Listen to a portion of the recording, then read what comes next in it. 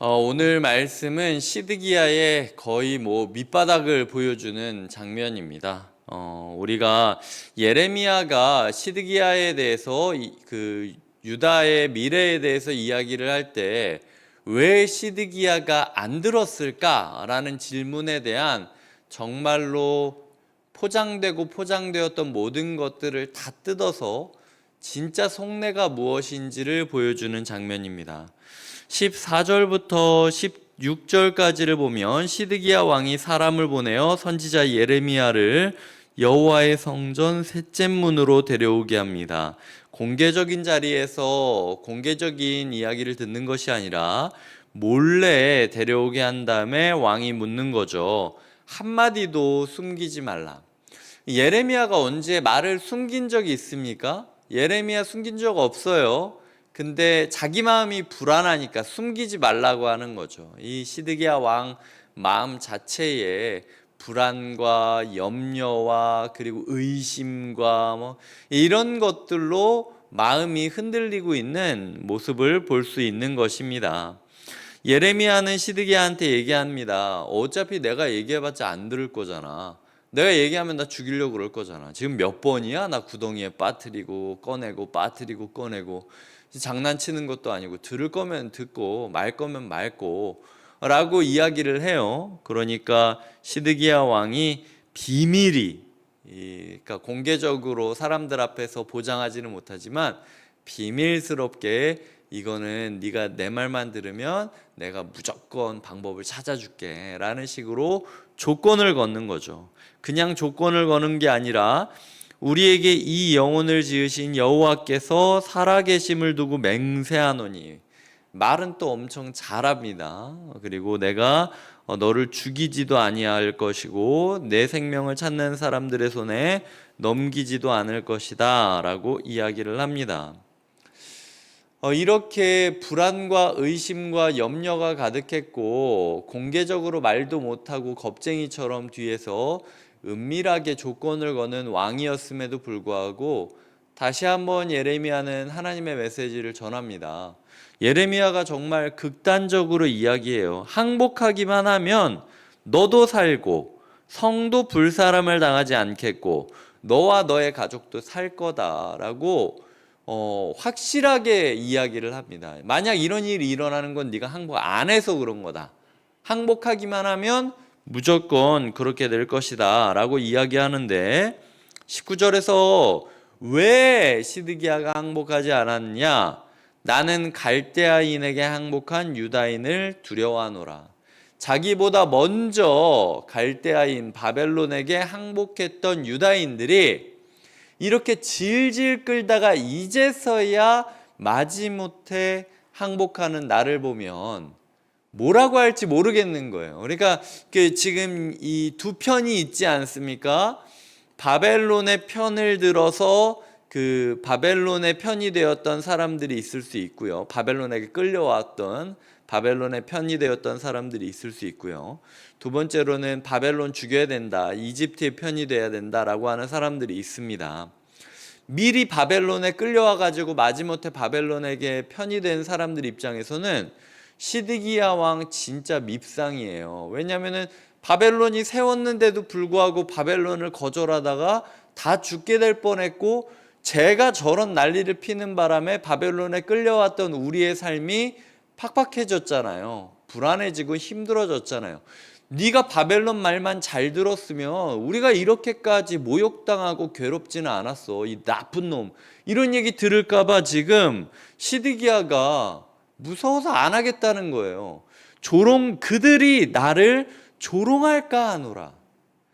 결국은 한 나라의 미래가 남에게 조롱받지 않으려고 회피하고 문제를 도망다니던 사람 한 명 때문에 이 난리가 났다라는 겁니다.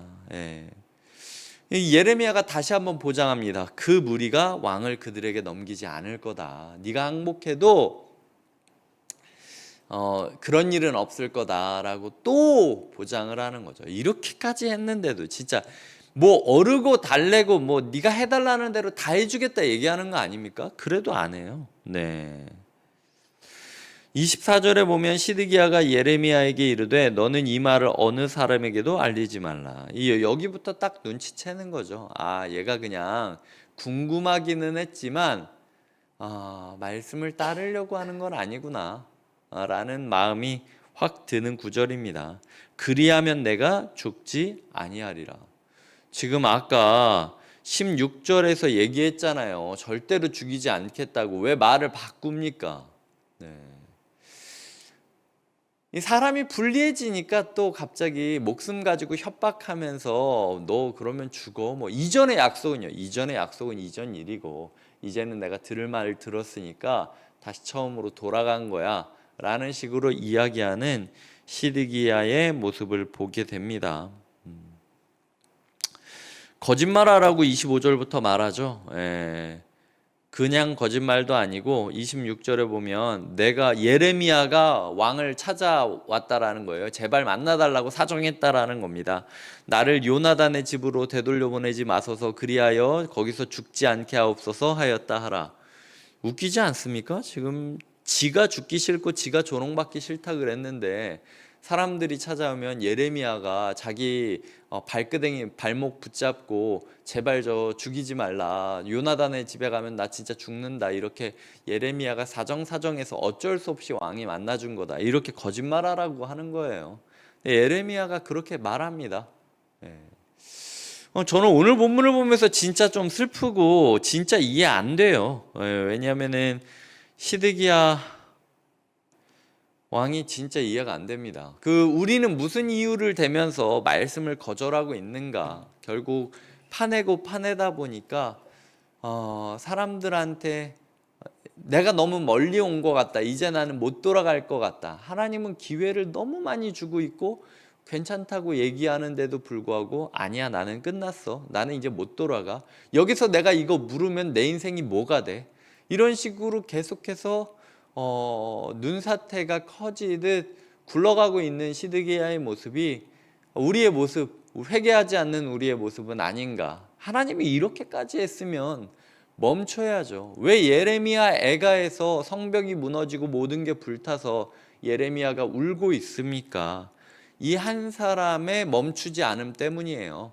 내가 멈추지 않았기 때문에 자존심 싸움하고 있었기 때문에 우리 가족이 망가지고 있는 겁니다. 내가 멈추지 않았기 때문에 내가 조롱받기 싫다고 내가 그래도 가장인데 내가 그래도 엄마인데 내가 그래도 어떻게 먼저 그럴 수 있어. 내가 더 상처 많이 받았어.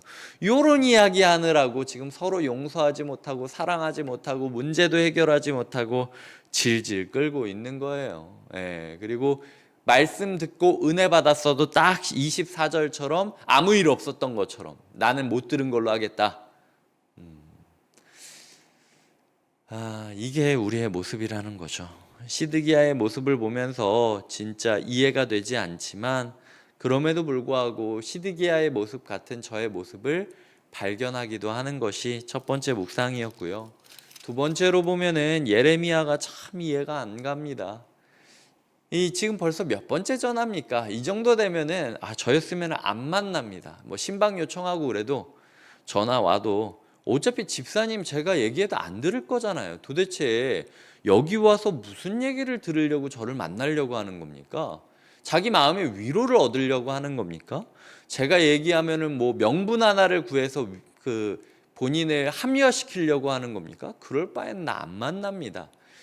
제가 예레미야였으면 아예 기대를 포기했을 것 같아요. 근데 예레미야를 보면은요, 15절을 보면 그럼에도 말합니다. 이 사람 진짜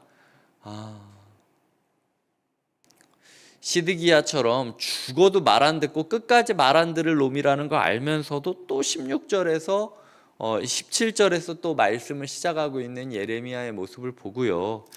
그래도 말했고 그럼에도 기다렸던 거죠.